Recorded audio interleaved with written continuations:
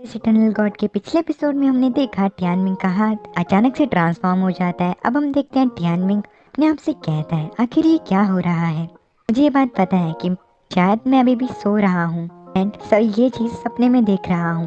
अब टियानमिंग अपने गाल को खींचता है एंड कहता है लेकिन मुझे अपने गाल खींचने से दर्द हो रहा है, लगता नहीं है कि मैं सपना देख रहा हूँ। अब टियानमिंग अपने हाथ की तरफ देखकर कहता है लेकिन ये क्या है। अब तभी हम देखते हैं कि उस हाथ पर एक आंख बनी होती है। अब टियानमिंग उस आंख को देखकर कहता है इसे देखने से ऐसा लगता है कि मैंने इसे पहले कहीं देखा हुआ है। ये काफी ज्यादा डरावना लगता है।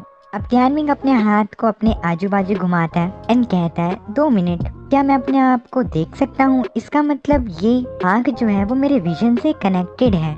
मैं इस हाथ की मदद से अंधेरे में भी देख सकता हूँ। अब टियानमिंग उस हाथ को अपने कपड़ों के अंदर डालता है एंड अपने पैर के बालों को देखने लगता है। अब टियानमिंग अपने आप से कहता है इसका मतलब ये हुआ कि मुझे अब अंधेरे से डरने की जरूरत नहीं है। अब तभी हम फिनिक्स को देखते हैं जो कि इस सब शोर से जाग जाता है। अब वो टियानमिंग को देखता है एंड उसे कहता है हे तुम क्या कर रहे हो।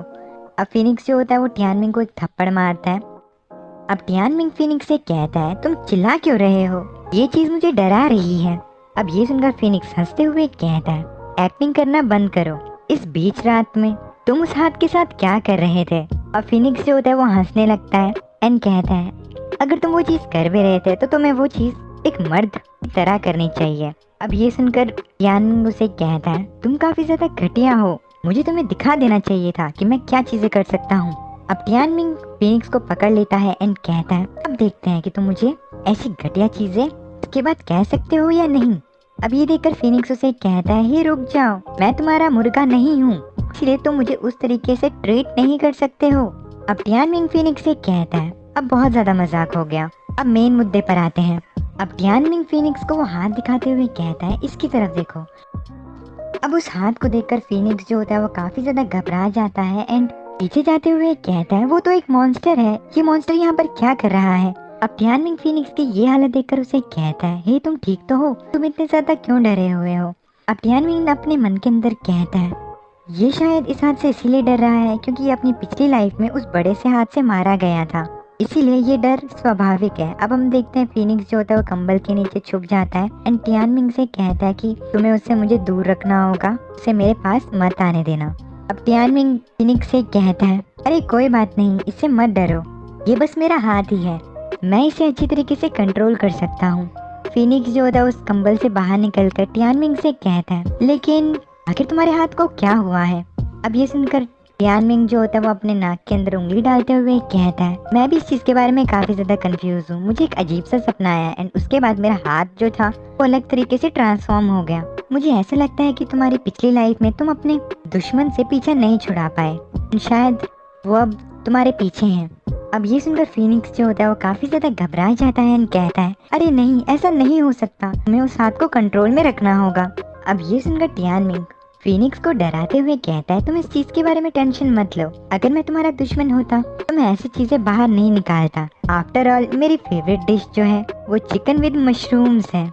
अब ये सुनकर फिनिक्स काफी ज्यादा चिढ़ जाता है एंड वो उसकी तरफ आते हुए कहता है अब मैं इस चीज को और नहीं झेल सकता, तुम बुलिंग के साथ काफी ज्यादा आगे बढ़ चुके हो, मैं तुमसे लड़ना चाहता हूँ। अब हम देखते हैं फिनिक्स जो होता है वो टियानमिंग को अपनी चोंच मारने लगता है एंड दूसरी तरफ टियानमिंग जो होता है वो अपने आप को फिनिक्स की चोंचों से प्रोटेक्ट कर रहा होता है अपने उस म्यूटेटेड हाथ से। कुछ समय बाद हम देखते हैं फिनिक्स जो होता है वो दूर खड़ा हो जाता है एंड कहता है अरे नहीं, ये क्या चीज थी, ये हाथ काफी ज्यादा टफ है, इसे हराना काफी ज्यादा मुश्किल है, मैं हार मानता हूँ। अब ये सुनकर टियानमिंग फिनिक्स से कहता है अब तुम्हें पता चला कि मैं कितना ज्यादा ताकतवर हूँ। अब टियानमिंग अपने हाथ की तरफ देखते हुए कहता है ये तो सच में स्टील का है। अब हम देखते हैं टियानमिंग जो होता है वो अपने उस हाथ पे पट्टी बांध रहा होता है एंड कहता है इस चीज के बारे में चिंता मत करो सिली थिंग, मैं शायद ये चीज नहीं जानता हूँ कि ये हाथ मेरे साथ कैसे कनेक्ट हुआ, और अगर मैं इस हाथ को किसी दिन कंट्रोल नहीं कर पाया, ये हाथ तुम पर हमला कर देता है तो मैं इस हाथ को तभी काट दूंगा, मैं तुम्हारे लिए अपने मरने के बाद भी कोई प्रॉब्लम क्रिएट नहीं करूंगा, आफ्टर ऑल हम लोग भाई हैं, है ना। अब ये सुनकर फिनिक्स जो होता है वो रोने लगता है एंड कहता है तुमने बिल्कुल सही कहा, हम लोग भाई हैं। अब टियानमिंग कहता है अब इस हाथ के साथ में मैं पूरा कॉन्फिडेंट हूँ कि मैं फाइनल में फ्लेम येलो सिकाइंस एकेडमी के विरुद्ध जरूर जीत पाऊंगा। अब ये सुनकर फिनिक्स जो होता है वो काफी ज्यादा मोटिवेटेड हो जाता है एंड वो कहता है मैं अपने खून को खोलते हुए फील कर सकता हूँ, इसलिए मुझे तुम्हारी हेल्प करने में कोई दिक्कत नहीं होगी। जो भी तुम्हारे रास्ते के बीच में आएगा मैं उसे मार डालूंगा। अब हमारा सीन चेंज होता है, हम देखते हैं फ्लेम येलो सिकाइंस एकेडमी के फाइनल डे को। एंड ये एकेडमी जो होती है वो टावर ऑफ विंड्स में होती है। वहाँ पर काफी ज्यादा लोग आए होते हैं अरीना में मैच देखने के लिए। ये बैटल होने वाली थी रॉयल इन्फर्नो सील के लिए। एंड इसी दिन ली येन यानी कि टियानमिन के फादर येन फेंग की भी शादी होने वाली थी। सारे लोग जो होते हैं वो इस चीज के बारे में बात कर रहे होते हैं कि क्या तुमने सुना कि आज की बैटल जो है वो रॉयल इन्फर्नो सील के लिए होने वाली है। यहाँ तक कि आज लॉर्ड ली येन फेंग की शादी भी है। एंड सब लोग बातें करने लगते हैं कि जिस वुमन से वो शादी कर रहे हैं वो काफी ज्यादा गॉर्जियस है। अब तभी हम एक आदमी को देखते हैं जो कि अपने ऊपर एक केप पहन के आया होता है एंड वो ये सारी बातों को सुन रहा होता है। अब कुछ लोग बातें करने लगते हैं कि उन्होंने सुनाया था कि ली जी फेंग यानी कि टियानमिन का सेकंड ब्रदर जो है वो ऑलरेडी फाइनल का विनर है। एंड तब भी वो इस बैटल को क्यों करवा रहे हैं, क्योंकि जी फेंग की बीस लाइन रियलम जो है वो ऑलरेडी लेवल 7 पे है। वो इस सिटी का सबसे ज्यादा पावरफुल यंगस्टर है।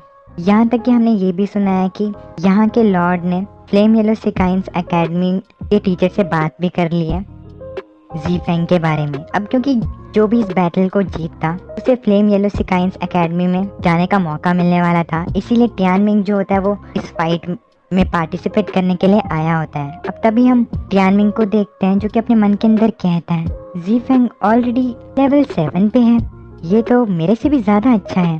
जब पिछली बार ऐसा हुआ था तब मेरा लेवल जो था वो काफी ज्यादा कम था जी फेंग के मुकाबले। लगता है कि उसने काफी ज्यादा मेहनत करी है। अब तभी सारे लोग बात करने लगते हैं कि येन फेंग जो है वो आ चुके हैं, इसलिए सारे लोग जो होते हैं वो उनके सामने अपना सर झुकाते हुए उन्हें ग्रीट करते हैं। अब तभी हम येन फेंग एंड ली क्विंग को देखते हैं। अब जैसे ही सारे लोग क्विंग को देखते हैं तो वो लोग उसकी तारीफों के पुल बांधने लग जाते हैं, कहते हैं कि ये सच में काफी ज्यादा ब्यूटीफुल है। दूसरी ओर हम टियानमिन को देखते हैं जो कि उन दोनों को साथ में देखकर बिल्कुल भी खुश नहीं होता है। अब हम देखते हैं येन फेंग जो होते हैं वो अपनी जगह पर जाकर बैठ जाते हैं एंड कहते हैं अब मैं इस चीज़ को डिक्लेयर करता हूँ कि जो येलो फ्लेम सिकाइंस एकेडमी फाइनल्स हैं वो ऑफिशियली शुरू हो चुके हैं। अब ये सुनकर सारा क्राउड जो होता है वो हाइप अप हो जाता है। अब तभी हम जी फेंग को देखते हैं जो कि अरीना में जाकर कहता है मैं लड़ने वाला हूँ, इसलिए जो कोई भी उसे लड़ने की हिम्मत करता है वो सामने आ जाए। अब हमें ली जी फेंग के बारे में बताया जाता है। ली जी फेंग जो होता है वो येन फेंग का सेकंड सन होता है एंड वो टियानमिन का हाफ ब्रदर भी होता है। जी फेंग जो होता है वो लेवल 7 बीस्ट लाइन रियलम में होता है। तभी हम टियानमिन को देखते हैं जो कि इसी मौके का इंतजार कर रहा होता है। अब वो अपने मन के अंदर कहता है तो क्या ये सच में शुरू होने वाला है। अब इसी के साथ हमारा ये वाला एपिसोड भी यहीं पर खत्म हो जाता है। उम्मीद है कि आपको ये एपिसोड पसंद आया होगा। प्लीज़ चैनल को सब्सक्राइब जरूर से करिएगा। मैं मिलता हूँ आपको नेक्स्ट वीडियो में। तब तक के लिए अपने अपनी फैमिली का ख्याल रखना। Bye bye, sayonara.